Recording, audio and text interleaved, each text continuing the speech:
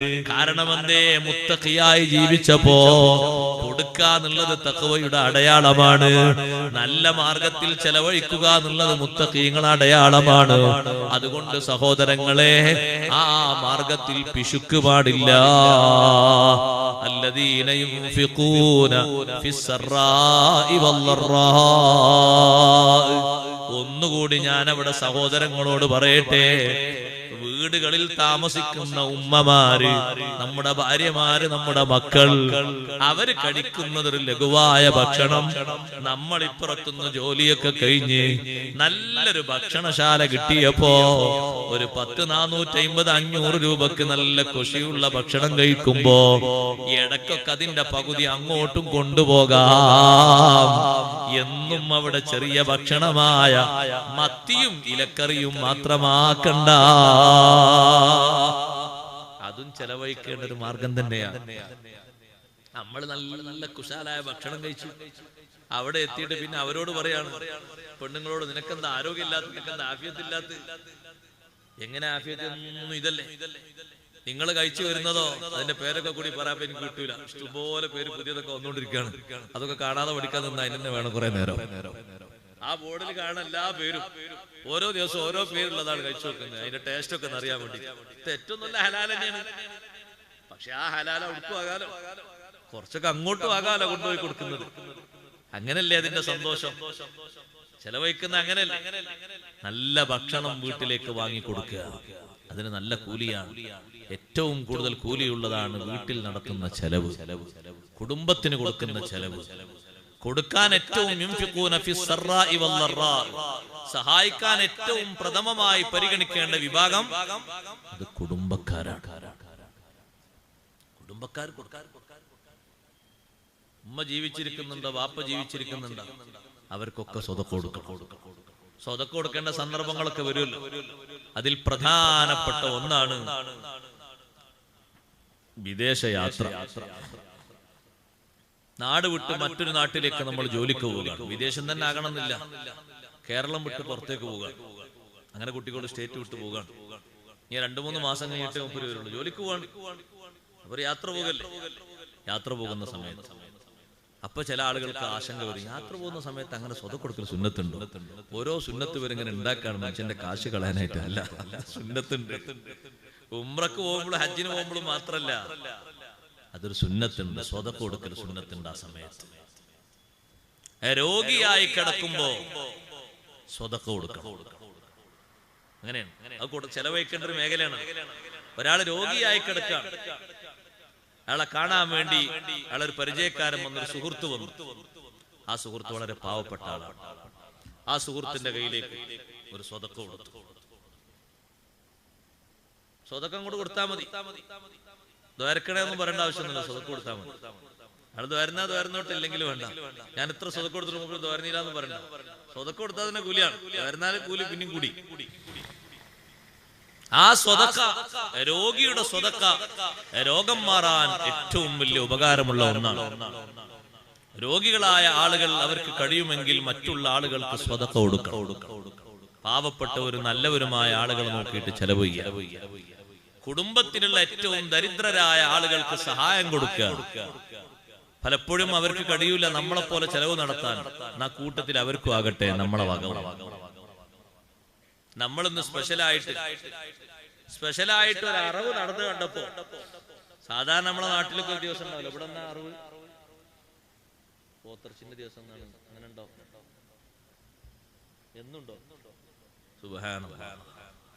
അപ്പൊ നമ്മളൊരു പ്രദേശത്തൂടെ ജോലി കഴിഞ്ഞിങ്ങനെ വരുമ്പോ നല്ല ഇറച്ചി വിൽക്കുന്നത് കണ്ടപ്പോ നമുക്കൊരാഗ്രഹം, കുറച്ച് കൊണ്ടുപോയാല് ഭാര്യക്കും മക്കൾക്കൊക്കെ സന്തോഷത്തിന് ഇന്ന് രാത്രി അങ്ങനെ ആക്കാലോ, അല്ലെങ്കിൽ ഉച്ചക്ക് അങ്ങനെ ആക്കാലോ. അപ്പൊ അപ്പുറത്തൊരു കവർ കൂടി നമ്മൾ വാങ്ങി. അതാർക്കാ? നേരെ അപ്പുറത്ത് താമസിക്കുന്നുണ്ട് സഹോദരന്റെ വീട്, പാവപ്പെട്ടവരാണ്. കൊണ്ടുപോയി കൊടുക്കുന്നതിൽ അവർക്ക് നല്ല സന്തോഷം ഉണ്ടാവും. എന്നാ അങ്ങോട്ടും കൊടുക്കും. സ്വഹാബിമാരെ ചെലവഴിക്കൽ നോക്ക് നിങ്ങൾ. അബ്ദുല്ലാഹി ബിൻ ഉമർ റളിയല്ലാഹു അൻഹു വീട്ടിലൊരു ആടിനെ അറുത്തു, ചെറിയ ആടാ. ആ വീട്ടിൽ ഒരുപാട് മെമ്പർമാരുണ്ട്. ഇബ്നു ഉമർ റളിയല്ലാഹു അൻഹു ഭക്ഷണം കഴിക്കുന്നതിന് മുമ്പ് ചോദിക്കുന്ന ചോദ്യം എന്താണെന്നറിയോ? അങ്ങോട്ട് കൊടുത്തോ? ഇങ്ങോട്ട് കൊടുത്തു. അയൽവാസികളെ ചൂണ്ടിട്ടാ ചോദിക്കുന്നത്. അങ്ങോട്ട് കൊടുത്തോ? ആ വീട്ടിലേക്കോ മറ്റേ വീട്ടിലേക്കോ? അപ്പൊ വീട്ടുകാരിയായ ഒരാള് വീട്ടിലുള്ള ഒരു സഹോദരി ചോദിച്ചു, അവർക്കൊക്കെ കൊടുത്തിട്ട് ബാക്കിയുണ്ടെങ്കിൽ നമ്മൾ കഴിച്ചാൽ മതി. അവർക്കൊക്കെ കൊടുക്കും. നമ്മൾ ഇന്ന് ഈ കഴിക്കുന്നതിന്റെ സന്തോഷം അവർക്കൊക്കെ വേണം. അവർക്കൊക്കെ കുറച്ച് കൊടുക്കും. ഉള്ളേന്ന് കൊടുക്കണം. ഇഷ്ടം പോലെ അല്ലെങ്കിലും അങ്ങനല്ലേ. പഴയ കാലത്തൊക്കെ ഒരു സ്പെഷ്യൽ ഉണ്ടാക്കിയാൽ ചെറിയ ഒരു കുഞ്ഞിപ്പിഞ്ഞാണം, അങ്ങനെ പറഞ്ഞാൽ മനസ്സിലാവല്ലോ, കുഞ്ഞിപ്പിഞ്ഞാണം. ആ കുഞ്ഞിപ്പിഞ്ഞാണത്തിൽ ഒരു ചെറിയ കൂട്ടാൻ നമ്മളെ വീട്ടിൽ കൊണ്ടുവിടുന്ന ഇതൊന്ന് സ്പെഷ്യലായിട്ട് ഉണ്ടാക്കിയതാണ്. അപ്പൊ ഉമ്മ ഇങ്ങോട്ട് കുറച്ച് കൊണ്ടുവരാൻ പറഞ്ഞു. ആ വീട്ടുകാരൻ അതിങ്ങനെ കൂട്ടി, അൽഹംദുലില്ലാഹ്, ഭക്ഷണം കഴിക്കാൻ ഇത് മതി. ആ അൽഹംദുലില്ലാഹിയുടെ ഡിഗ്രി അല്ലാഹു തആല അതിന് നൽകുന്ന സ്വീകാര്യത സഹോദരങ്ങളെ ചെറുതല്ല, വളരെ വലുതാണ്. നമ്മളെ വീട്ടിലുള്ള മുഴുവൻ ആളുകളിലേക്കും അതിന്റെ സന്തോഷം മടങ്ങുകയാണ്. ഏറ്റവും വലിയ ദുആയല്ലേ അൽഹംദുലില്ലാഹ്, അഫ്ളലു ദുആഇ അൽഹംദുലില്ലാഹ്. കൂടുതലൊന്നും പറഞ്ഞില്ല, ഒരൊറ്റ ഹംദേ പറഞ്ഞു. എന്തൊരു സന്തോഷാണ്. അല്ലാഹു തആല അത് സ്വീകരിച്ചാൽ കിട്ടുന്ന എത്ര വലുതാണ്. ഇതിനെല്ലാം മാതൃക കാണിച്ചു തന്നത് സയ്യിദുനാ റസൂലുള്ളാഹി സ്വല്ലല്ലാഹു അലൈഹി വസല്ലമ തങ്ങളാണ്. അതുകൊണ്ടല്ലേ അബൂദറുൽ ഗിഫാരി റളിയല്ലാഹു അൻഹു വിളിച്ചിട്ട് തങ്ങൾ പറഞ്ഞത്, ഒരു കൂട്ടാൻ ഉണ്ടാക്കുമ്പോ, ഒരു കറി വെക്കുന്ന നേരത്ത് കുറച്ച് അധികം ഉണ്ടാക്കണം. എന്നിട്ട് അയൽവാസികളെ പരിഗണിക്കണം, ശ്രദ്ധിക്കണം. അവർക്കും കുറച്ചുകൂടി കൊടുത്താൽ അത് വലിയ സന്തോഷമാണ്. സഹോദരിമാരോട് ഞാൻ പറയട്ടെ, അതിന് വിലങ്ങുതടിയായിട്ടൊരു വാക്ക് നിങ്ങളെ ഭാഗത്തുനിന്നുണ്ടാകരുത്. നമ്മളിപ്പോ ഇത് കൊടുത്തിട്ട് വേണോ, അവിടെ ഇതിനെക്കാളും വലുതുണ്ടാവും എന്ന് ചിന്തിക്കും. എന്നാ കൊടുക്കണമെന്നില്ല. അവിടെ കൊടുക്കുന്നതിന് ഏതെങ്കിലും ഒരാളെ ഭാഗത്ത് നിന്ന് തടസ്സം വന്നാൽ, തടസ്സമുള്ള ഭാഷ വന്നാൽ പിന്നെ കൊടുക്കൂല. മുമ്പൊക്കെ അങ്ങനെയാണ്. ഒരു വീട്ടിൽ സൽക്കാരം ഉണ്ടായാലും, നമുക്ക് ഓർമ്മ, ഒരു വീട്ടിൽ സൽക്കാരം ഉണ്ടായാലും ആ പരിസരത്തുള്ള വീടുകൾക്കൊക്കെ കുറച്ച് ഇന്ന് കൊടുക്കും. ബാക്കിയായാൽ, അതല്ല ഞാൻ പറഞ്ഞത്, അത് ബാക്കിയായിട്ടുള്ള കൊടുതിയാണ്. അതല്ല ഞാൻ പറഞ്ഞത്.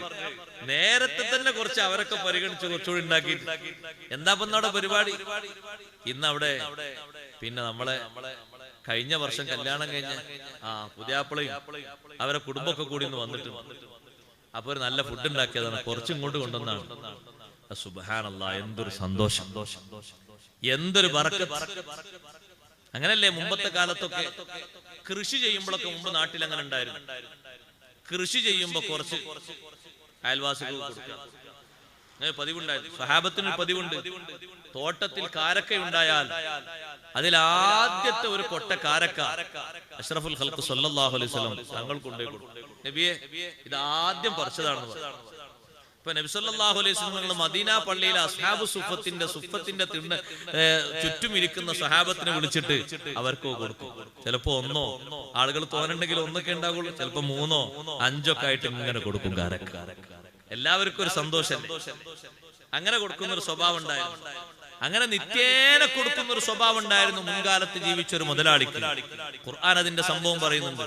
അദ്ദേഹം കൃഷി ചെയ്യുമ്പോ എപ്പോഴും ആ നാട്ടിലും പരിസരത്തുള്ള എല്ലാ ആളുകളും നല്ല ചാക്കുമായിട്ട് വരും. ആ ദിവസം തന്നെ നാട്ടിൽ അറിയപ്പെട്ടു.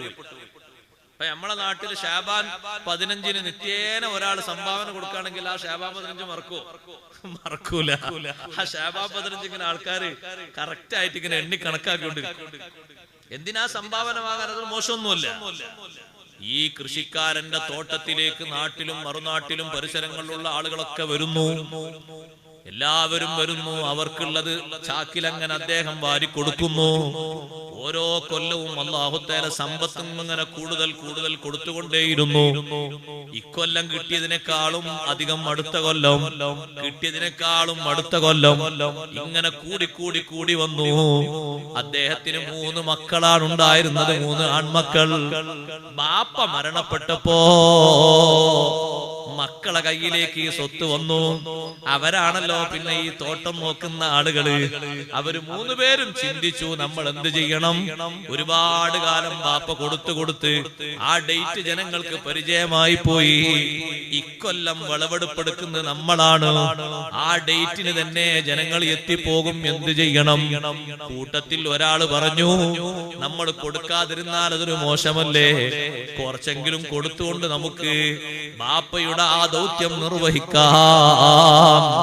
മറ്റൊരാൾ പറഞ്ഞു, ഒന്നും കൊടുക്കണ്ട, അവര് വരുന്നതിന്റെ മുമ്പ് തോട്ടത്തിലുള്ളത് മുഴുവനും പറിച്ച് നമ്മളെ വീട്ടിലെ ഗോഡൌണിലേക്ക് കൊണ്ടുപോയി വെക്കണം. ഒന്നും കൊടുക്കണ്ട, ഒക്കെ കൊണ്ടുപോകണം. നമ്മൾ സാധാരണ കൊടുക്കുന്ന പതിവുണ്ട്.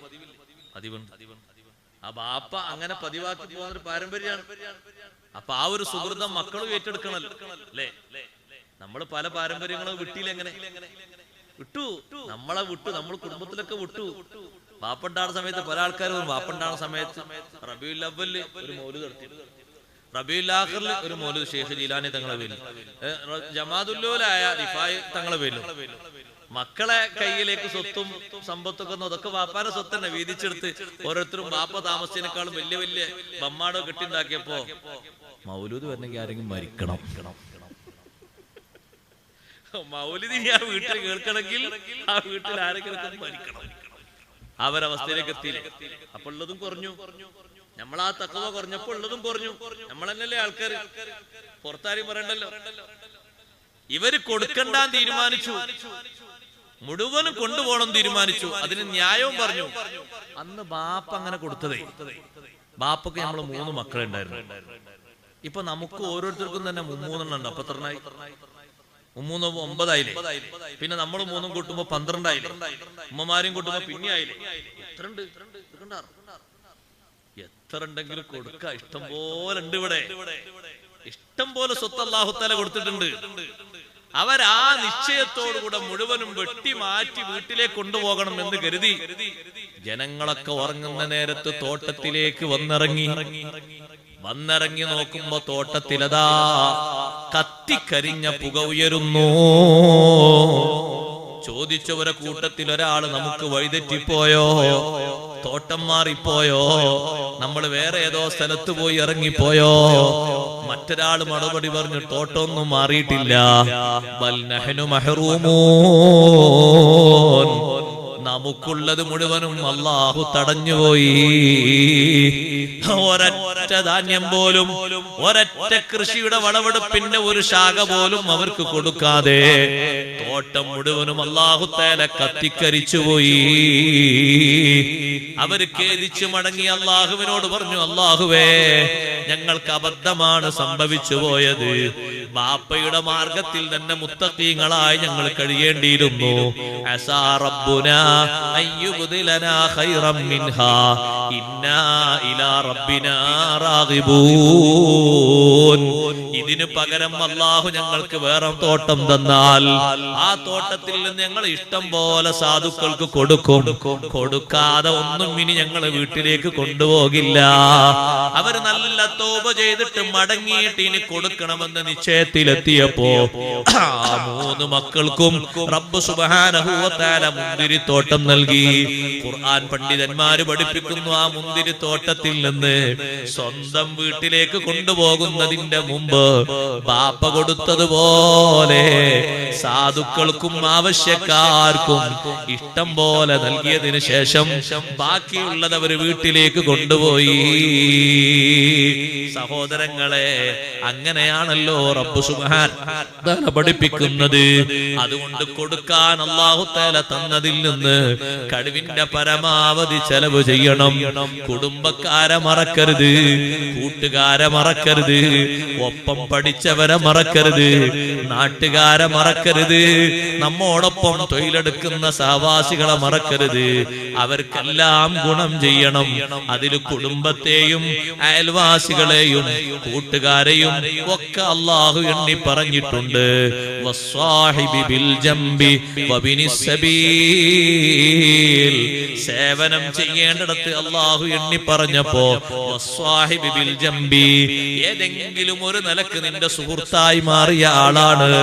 ഒന്നുകിൽ ആദ്യഘട്ടത്തിൽ നീ തൊഴിലെടുത്തപ്പോഴുള്ള പരിചയക്കാരനാണ്, അല്ലെങ്കിൽ സ്കൂളിൽ നിന്റെ ഒപ്പം പഠിച്ച ആളാണ്, അല്ലെങ്കിൽ മദ്രസയിൽ ഒപ്പം പഠിച്ച ബന്ധമാണ്, അതല്ലെങ്കിലോ നിന്റെ മകനോട് ഒരുമിച്ച് ജോലി എടുത്തിട്ട് ആ ഒരു ബന്ധമുള്ള ആളാണ്. പഴയ കാലത്ത് നീ താമസിച്ച വീടിന്റെ അയൽവക്കത്ത് താമസിച്ചിരുന്ന ഒരാളാണ്.